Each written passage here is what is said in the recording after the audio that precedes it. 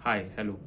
इस वीडियो के अंदर हम scope of good corporate governance को समझेंगे कि जो कॉर्पोरेट गवर्नेंस है उसका स्कोप किस किस तरीके से हम डिस्कस कर सकते हैं। इसको आप elements of good corporate governance भी बोल सकते हो।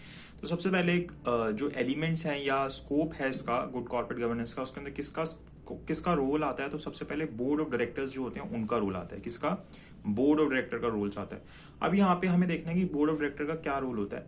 तो बोर्ड ऑफ डायरेक्टर्स जो होते हैं वो किसके द्वारा अपॉइंट होते हैं? वो हमारे शेयर होल्डर्स के थ्रू अपॉइंट होते हैं। तो जितने भी डिसीजंस होते हैं एक मैनेजमेंट के, वो कौन लेता है? बोर्ड ऑफ डायरेक्टर्स लेते हैं, क्योंकि शेयर होल्डर्स तो सारे डिसीजन नहीं ले पाएंगे, तो उसी के लिए वो बोर्ड ऑफ डायरेक्टर्स को अपॉइंट करते हैं। तो जितने भी ऐसे डिसीजंस है जो कि हमारे कॉर्पोरेट गवर्नेंस को भी इफेक्ट करेंगे, वो किसके द्वारा लिए जाएंगे? बोर्ड ऑफ डायरेक्टर्स के थ्रू ही लिए जाएंगे। तो इसके लिए हमें क्या करना होगा कि बोर्ड ऑफ डायरेक्टर्स को हमें कुछ उनकी जो पावर्स है वो हमें आइडेंटिफाई करनी होगी। आपके पास ये पावर्स हैं, ठीक है, उनको एग्जैक्टली हमें आइडेंटिफाई करके बताना है कि आपकी ये पावर्स है, आपके रोल्स है कि आपको ये चीज करनी है। इसके अलावा आपकी रिस्पॉन्सिबिलिटीज हैं, और अगर आपकी रिस्पॉन्सिबिलिटी है तो उसके लिए आपकी अकाउंटेबिलिटी भी है।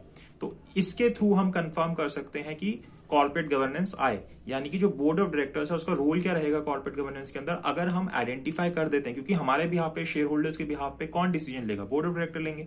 तो अगर हम आइडेंटिफाई कर देते हैं कि उनके रोल क्या है, उनकी रिस्पॉन्सिबिलिटी क्या है, उनकी अकाउंटेबिलिटी क्या है, अगर ये सारी चीजें हम उनको बता देंगे, तो फिर वो अपने उस काम को जो उनको कॉर्पोरेट गवर्नेंस लेके आना है मैनेजमेंट के अंदर, वो इजीली लेके आ पाएंगे। तो पहली चीज क्या होगी हमारा, अगर स्कोप या एलिमेंट का है हम गुड कॉर्पोरेट गवर्नेंस का, कि बोर्ड ऑफ डायरेक्टर्स का क्या रोल होगा, हमें वो देखना है, ठीक है। देन सेकंड आता है कि हमें लेजिस्लेशन देखना है कि हमारा लेजिस्लेशन क्या है। तो लेजिस्लेशन जिसको हम फॉलो कर रहे हैं डे टू डे एक्टिविटीज के अंदर, वो हमारा कैसा होना चाहिए? क्लियर एंड अनएम्बिगियस होना चाहिए, यानी कि उसके अंदर एकदम क्लियरिटी होनी चाहिए। आपको हर एक चीज पता होनी चाहिए कि कैसी है, कि जो आपके मैनेजमेंट के लोग हैं वो उसको सही से फॉलो कर पाए, और उसके अंदर कोई भी अनएम्बिग्यूटी नहीं होनी चाहिए, मतलब कोई एम्बिग्यूटी नहीं होनी चाहिए, कि उसके अंदर कोई कंफ्यूजन नहीं होनी चाहिए कि कोई अगर उसको देख रहा है उसको समझ नहीं आ रहा है कि क्या करना चाहिए, क्या कैसे होनी चाहिए चीजें। अगर एम्बिग्यूटी होगी उसके अंदर, तो जो आपकी कॉर्पोरेट गवर्नेंस है वो सही से नहीं हो पाएगी, है ना। तो ये हो गया सेकंड। देन आपका मैनेजमेंट का एनवायरनमेंट कैसा होना चाहिए, यानी कि जो आपके पूरा सिस्टम है, यानी कि जो आपके बिजनेस को मैनेज कर रहा है उसका एनवायरनमेंट कैसा होना चाहिए। तो वहां पे आपको मैनेजमेंट एनवायरनमेंट के अंदर जो मैनेजमेंट है उसके ऑब्जेक्टिव्स को क्लियर करना है, कि उनको पता रहे कि उनको किस ऑब्जेक्टिव को अचीव करना है ना। क्योंकि जो मैनेजमेंट है उसका कुछ ना कुछ पर्सनल इंटरेस्ट भी होगा, और एक आपकी पूरी ऑर्गेनाइजेशन का भी इंटरेस्ट होगा। तो कैसे उस पर्सनल इंटरेस्ट को हमें पूरी ऑर्गेनाइजेशन के इंटरेस्ट के साथ मिलाना है, वो हमें चीज देखनी होगी।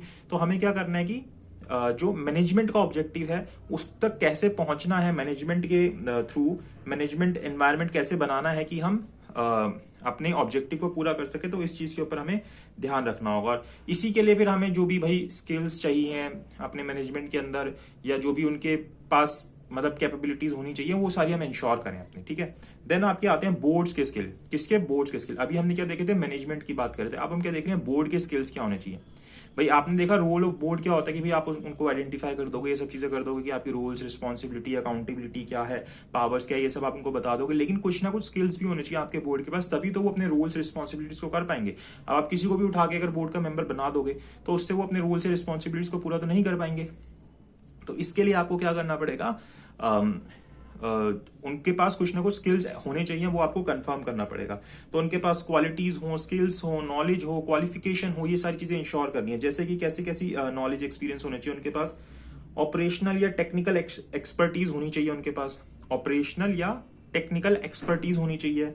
देन फाइनेंशियल स्किल्स होने चाहिए, तभी वो आपके फाइनेंस को संभाल पाएंगे। लीगल स्किल्स होने चाहिए, क्योंकि लॉ के अंडर ही हमें रह के काम करना पड़ता है, लॉ ऑफ द लैंड के अंदर। तो लीगल स्किल्स पता होने चाहिए उन्हें। And knowledge of government and regulatory requirement, कि उनको गवर्नमेंट की नॉलेज होनी चाहिए, जो रेगुलेटरी रिक्वायरमेंट्स है, यानी कि जो जो चीजें कंप्लाई करनी है कहीं ना कहीं उनको पता हो। मतलब कंप्लायंस ऑफिसर तो हम लोग होंगे, लेकिन still they should know this, ताकि कोई प्रॉब्लम क्रिएट ना हो, कहीं ना कहीं उनको चीजें पता हो। देन फिर जो बाकी उनके ऑफिसर्स हैं वो उसको पूरा करते रहेंगे, ठीक है। देन इसके अलावा बहुत सारे और भी हैं, लेकिन इतने सारे आप याद भी करना पॉसिबल नहीं है। तो आप जो इंपॉर्टेंट है वो याद कर लो, अगर आप वो लिख दोगे तो आपको मार्क्स मिल जाएंगे। देन कोड ऑफ कंडक्ट, कि आपके जो ऑर्गेनाइजेशन है उसके अंदर कोड ऑफ कंडक्ट होना चाहिए, कि आपको अपना कंडक्ट कैसा करना है, उसके लिए आपको एक कोड बना के रखना है, ठीक है। उसके अंदर आपको एक्सप्लिसिटली प्रिस्क्राइब कर देना है कि आपका कोड कैसा होना चाहिए, मतलब आपका कंडक्ट कैसा होना चाहिए। वो चीज आप उसके अंदर कोड ऑफ कंडक्ट के अंदर लिख दोगे, कि भाई आपके स्टेक होल्डर्स, शेयर होल्डर्स कैसे कम्युनिकेट करेंगे, क्या चीज कैसे होगी, वो सारी चीजें लिख दोगे उसके अंदर। देन स्ट्रेटेजी सेटिंग, अब आप क्या करोगे? जो कंपनी के ऑब्जेक्टिव है उसके अंदर क्लियरली डॉक्यूमेंट कर दोगे उनके कि भाई हमारे ये ऑब्जेक्टिव है, हमें ये अचीव करना है। तो ये आप क्लियरली उसके अंदर लिख दोगे कि भाई हमारी लॉन्ग टर्म कॉर्पोरेट स्ट्रेटेजी ये है, इसको हम इस ऑब्जेक्टिव को ऐसे क्लियरली अचीव करना चाहते हैं, ठीक है। Then business and community obligations. Then अब ये बेसिक एक्टिविटी होती है एक बिजनेस की, भाई की जो उनकी कम्युनिटी है जहां पे भी वो है अपनी, जो उनकी पूरी एक ऑर्गेनाइजेशन एग्जिस्ट करती है, तो कम्युनिटी के लिए प्रति भी उनकी कुछ ना कुछ ऑब्लिगेशंस होती है, तो उन ऑब्लिगेशंस को पूरा करते हुए रखें। तो पहले हमने क्या देखा, rules of board of directors, then legislation, then management environment कैसा होना चाहिए, एनवायरमेंट ऑफ मैनेजमेंट बोल सकते हो, बोर्ड्स की स्किल कैसे होनी चाहिए, आपको एक कोड ऑफ कंडक्ट बनाना है, एंड उसके बाद आपको स्ट्रेटेजी सेट करनी है अपनी, और एट द एंड हमने देखा बिजनेस एंड कम्युनिटी ऑब्लिगेशंस क्या होने चाहिए। उसके अलावा आपको आपकी एक ऑडिट कमेटी होनी चाहिए, जिसके बारे में हम आगे डिटेल में पढ़ते हैं आगे के चैप्टर्स के अंदर। तो ऑडिट कमेटी होनी चाहिए, ठीक है, जिसके अंदर वो इंटरनल ऑडिट, स्टैट्यूटरी ऑडिट, अगर कोई फ्रॉड हो रहा है तो कैसे उस तक हम रिपोर्ट करते हैं, वो 1 करोड़ वाली बात जो आ जाती है वो सारी आप ऑडिट वाले चैप्टर के अंदर देखते हो डिटेल के अंदर। तो ऑडिट कमेटी होनी चाहिए, तो आपका कॉर्पोरेट गवर्नेंस सही से हो पाएगा। एंड रिस्क मैनेजमेंट कमेटी भी होनी चाहिए, इसके ऊपर तो आपका पूरा चैप्टर ही है जो कि 20 मार्क्स का अलग से आता है, तो उससे आप जो आपको रिस्क मैनेजमेंट वाली चीज है वो यहाँ पे लिख सकते हो, ठीक है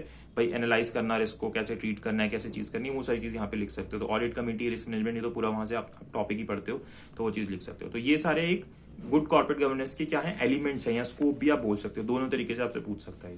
तो या इससे पहले हमने नीड फॉर कॉर्पोरेट गवर्नेंस देखी थी, कॉर्पोरेट गवर्नेंस का मतलब समझा था, या आपके स्कोप या एलिमेंट्स आप बोल सकते हो। देन हम कॉर्पोरेट गवर्नेंस के एवोल्यूशन को देखेंगे, जिसके अंदर हमारी अलग अलग थ्योरीज आती हैं, जैसे कि agency theory, shareholder theory, stakeholder theory, stewardship theory, ठीक है। तो उनको हम नेक्स्ट वीडियो में देखेंगे। Thank you so much for watching this video.